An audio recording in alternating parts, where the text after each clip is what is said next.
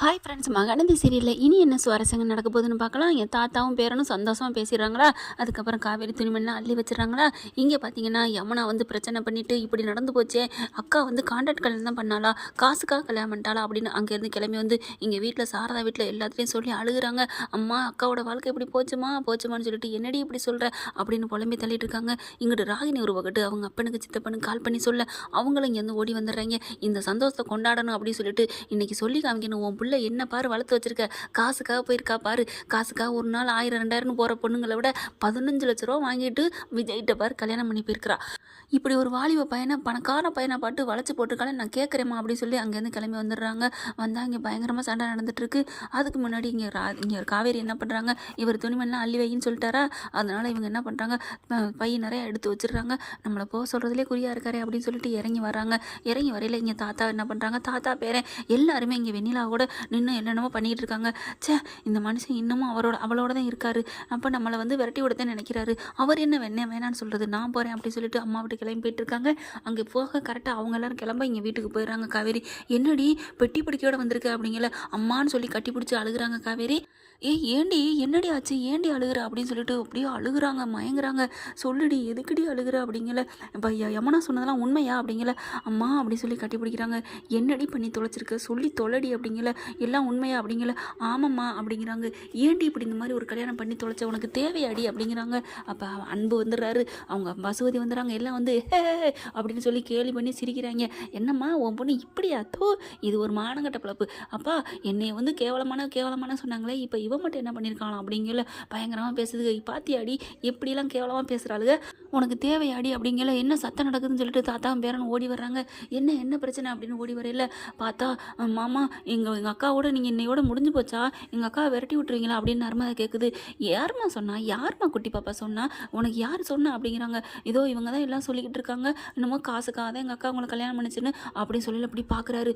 சாரதா அப்படியே அழுது புலம்புறாங்க. பாட்டியும் சாரதாவும் காவேரி பிடிச்சிட்டு, ஏண்டி இப்படி பண்ணி தொலைச்ச, எதுக்கடி இப்படி பண்ணி தொலைச்ச, அம்மா எனக்கு வழி தெரியலம்மா, வேற வழி தெரியல, குமரன் கடந்து அடிச்சுக்கிறாரு, ஐயோ எல்லாம் என்னால் தானே, மாமா சும்மா இரு மாமா அங்கே ஏன்பா நீ ஏன் காவேரி உன் வாழ்க்கையே போகிற தருவாயில் இருக்குது, அப்போ கூட நீ என்னை காப்பாற்றணுமா அப்படின்னு சொல்லிட்டு என்னங்க சொல்கிறீங்க அப்படிங்கிற குமரன் சொல்கிறாரு.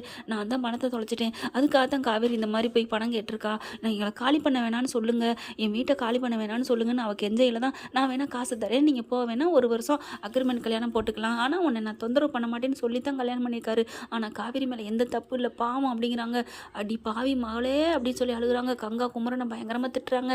இந்த மாதிரி திட்டக்கூடாதுந்தாக்கா நான் அப்படி பண்ணேன் விடுக்கா அப்படிங்கல, நீ ஏண்டி இப்படி இதெல்லாம் சொல்லாமல் உன்னை நாங்கள் எவ்வளோ திட்டிருக்கிறோம் அப்படிங்கிறாங்க. நான் சொத்து சோகம் வீடு வாசல் எல்லாத்தையும் வித்துட்டாது என் பிள்ளையை நான் ஆப்ரேஷன் பண்ணியிருப்பேனேடி, நீ ஏண்டி அதுக்காண்டி ஒரு பிள்ளையை காப்பாற்ற, ஒரு பிள்ளை பள்ளத்துக்குள்ள விழுந்துருச்சே, உன் வாழ்க்கையை கெடுத்துட்டியடி, நீ மண்ணள்ளி போட்டுக்கிட்டியடி அப்படின்னு அழுகுறாங்க. சாரதா எல்லாரும் கொஞ்சம் நிறுத்துறீங்களா அப்படின்னு விஜய் கத்துறாங்க. இப்போ யார் வாழ்க்கை வீணாக போச்சு, யார் வாழ்க்கையில் மண்ணள்ளி போட்டா, அதான் வந்துட்டாலே பொட்டிங்க இம்மா அப்படின்னு கங்கா சொல்கிறாங்க. நிறுத்துங்க கோதாவரி அப்படின்னு கத்துறாரு. என்ன காவேரி நீ எதுக்கு இப்போ பெட்டி படிக்கலாம் எடுத்துகிட்டு வந்தேன் அப்படிங்கல, ஆமாம் நீங்கள் தான் எடுத்து வைக்க சொன்னீங்களே, நான் எடுத்து வைக்க சொன்னேன், எதுக்கடி எடுத்து வைக்க சொன்னேன், உங்கள் அம்மா வீட்டுக்கு வரேன்னு சொன்னேன்னா அப்படிங்கல, இல்லை சொல்லலை, அப்புறம் எதுக்கா நீ இந்த மாதிரி எடுத்து வச்ச அப்படிங்கிறாங்க. அப்படியே பார்க்குறாங்களா, வேற எதுக்கு, ஓடி போகத்தான், அவளுக்கு அங்கெல்லாம் வாழ பிடிக்காது, இன்னொரு படி பணக்காரனை பாப்பா, இன்னொரு அக்ரிமெண்ட் போட்டு அங்கே கல்யாணம் பண்ணலான்னு பார்த்துருப்பான் அப்படிங்கல. காவேரி இப்படி முறைக்க விஜய்க்கு செம்ம கோவம் வந்துடுதுங்க. அப்படியே பட்டு பட்டு பட்டு பட்டு பட்டு பட்டுன்னு அரை கொடுத்துட்றாரு ராகினிக்கு. செம்மையா பார்த்தோன்னா அவங்களால தாங்க முடியல. டே ஏம்பளை ஏன்டா அடிக்கிறேன்னு காப்பிங்க, பசுபதி வரணும் வாயை மூடுறா அப்படின்னோடனே சித்தப்பை வந்துட்டே, என் மருமகளே உன மயனுக்கே புருஷன் பொண்டாட்டி இல்லையா, நீ மருமகன் வர்றியா, அதுக்கப்புறம் அங்கிட்டு திரும்புகிறாங்க. ராகினி காவேரியை பார்க்குறாங்க. என்ன காவேரி இப்படி நீ பண்ணிட்ட, நீ இப்படி நினைப்பேன் நான் நினைக்கவே இல்லை காவேரி அப்படிங்கிறாங்க.